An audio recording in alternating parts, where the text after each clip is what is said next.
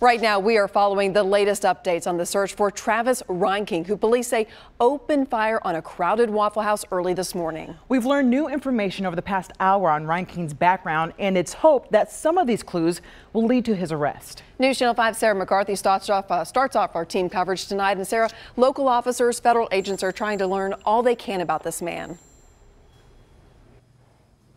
Absolutely. And tonight we know, of course, he is still at large and he could be armed with at least 2 weapons.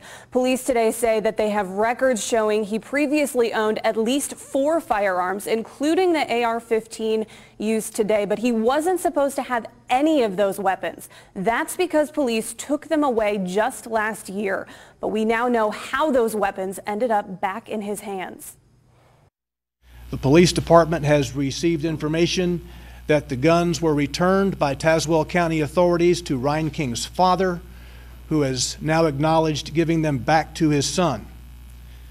As I said a moment ago, presently 2 of the 4 guns that were given back to his son are unaccounted for.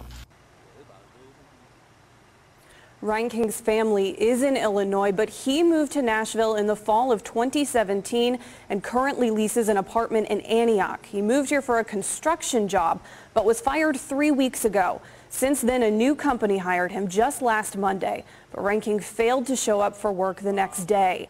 Shortly before he moved to Nashville, he was arrested in D.C. for being in a restricted area at the White House.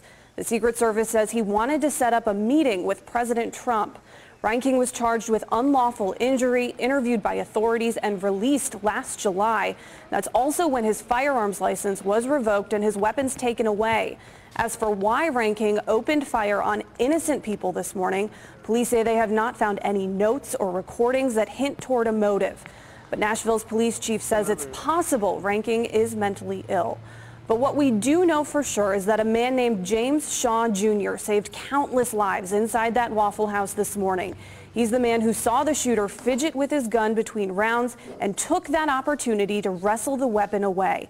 Shaw joined city leaders at today's press conference, where many called him a hero, but Shaw says he just did what was necessary. I'm not a hero. I'm just a regular person. And I think anybody could have did what I did if they're just pushed in that kind of cage, and you have to either react or you're gonna fold. And I chose to react because I didn't see any other way of me living, and that's all I wanted to do. I just wanted to live. Now, our own Chris Conti sat down with Shaw just hours after the shooting.